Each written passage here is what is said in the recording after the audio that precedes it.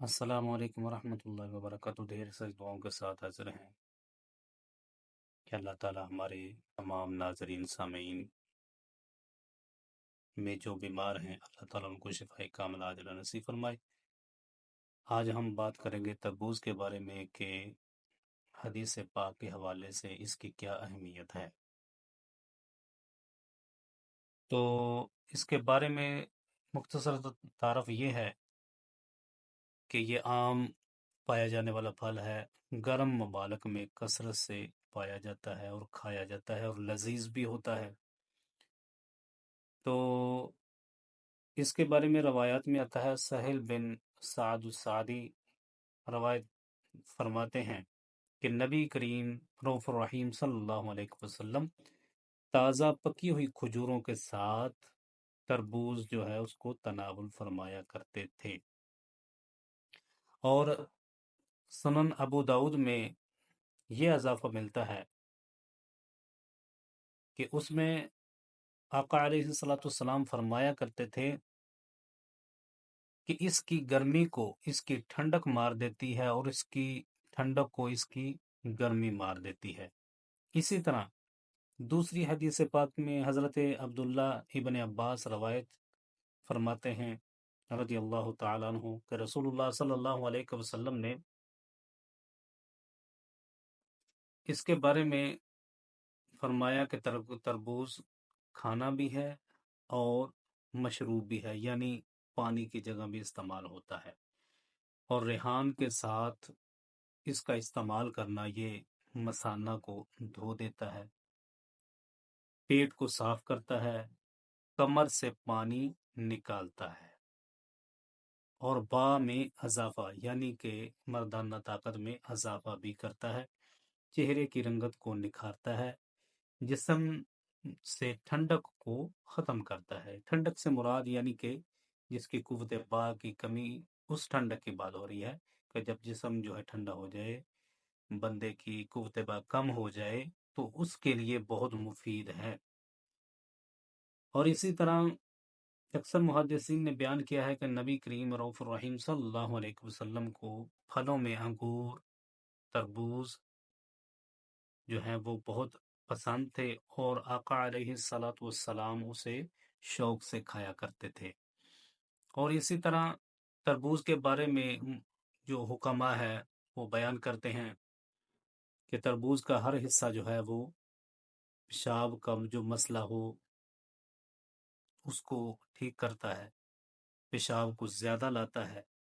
اور جلد ہضم ہوتا ہے، اور اسی طرح گردہ مثانہ میں پتھری کا مسئلہ ہو تو وہ بھی نکالتا ہے، معدہ جو ہے اس کی غلاظت کو یہ نکالتا ہے، پیٹ کو صاف کرتا ہے، بخار کے مریضوں کو سرکہ کی سکنجین کے ساتھ دینا بہت مفید ہے، اور جلدی ہضم ہونے میں اس کے لیے ادرک یعنی کہ سونڈ جو ہوتی ہے یا ادرک، اس میں سے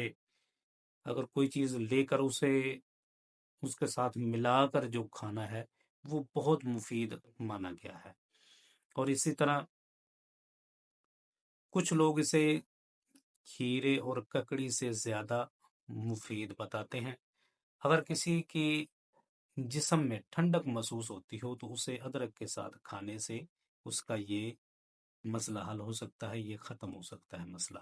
یہاں پر ٹھنڈک سے مراد جسم کی قوت مدافعت میں کمی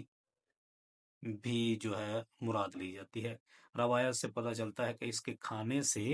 جسم میں بیماریوں کا مقابلہ کرنے کی طاقت جو ہے وہ بڑھ جاتی ہے، یعنی کہ جو انسانی قوت مدافعت ہے اس میں اس کے کھانے سے اضافہ ہوتا ہے۔ اور اسی طرح اس میں جو پائی جانے والی چیزیں ہیں کیمیائی لحاظ سے، وہ زیادہ تر معقول مقدار میں پروٹین ہیں، اور ایک جوہر سٹرولین یہ بھی پائے جاتے ہیں، اور اسی طرح معقول مقدار میں تمام وٹامن جو ہیں اس میں پائے جاتے ہیں۔ اس میں فولاد کی قابل ہضم شکل ملتی ہے، انتریوں کی جلن جو ہے اس کو رفع کرنے میں یہ معاون ہے، اور اسی طرح اس کے جوہروں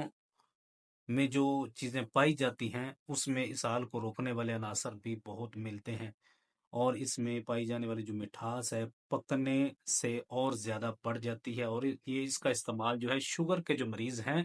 ان کے لیے بہت مفید مانا گیا ہے، اور اس میں شوگر کے جو مریض ہیں اس کے لیے کوئی نقصان دہ نہیں ہوتا۔ اور بنیادی طور پر جو تربوز ہے وہ دل کی جو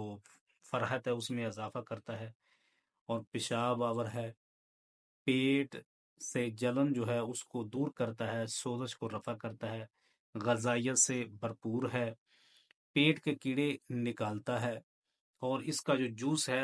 پیاس کو بجھاتا ہے، اور اگر اس کے جوس میں زیرہ اور چینی اگر ملا کر اس کو استعمال کیا جائے تو گردہ اور مثانہ جو ہے اور پیشاب کی جو نالی ہے اس میں اگر سوزش کا مسئلہ ہو تو الحمدللہ اس سے ختم ہو جاتا ہے۔ اور اسی طرح اگر یہی نسخہ جگر کے مسئلے میں، یعنی کہ اگر یرکان کا مسئلہ ہے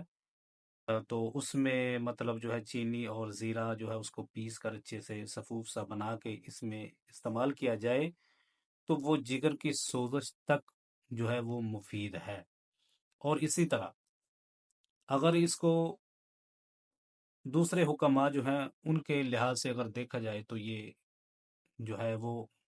جسم کی گرمی اس کو بھی ختم کرتا ہے، اور جو سفرا کا مسئلہ بنتا ہے جسم میں وہ بھی اس سے الحمدللہ ٹھیک ہو جاتا ہے۔ تو آج کی محترم سامعین ہماری یہی انفارمیشن تھی تربوز کے بارے میں، تو اللہ تعالیٰ سے آخر میں پھر دعا گو ہیں کہ اللہ تعالیٰ ہمارے تمام سننے والے اور دیکھنے والے جو ہیں ان کی تمام مشکلات کو آسان فرمائے، اور ہمارے چینل کو محترم سامعین آپ سبسکرائب کیا کریں تاکہ آنے والے نوٹیفیکیشن آپ تک سب سے پہلے پہنچ سکیں۔ انشاءاللہ آگے ہم جو کے بارے میں آپ کو بتائیں گے کہ طب نبوی میں اس کے کیا فوائد ہیں اور تلبینہ کیسے تیار کیا جاتا ہے۔ السلام علیکم ورحمۃ اللہ وبرکاتہ۔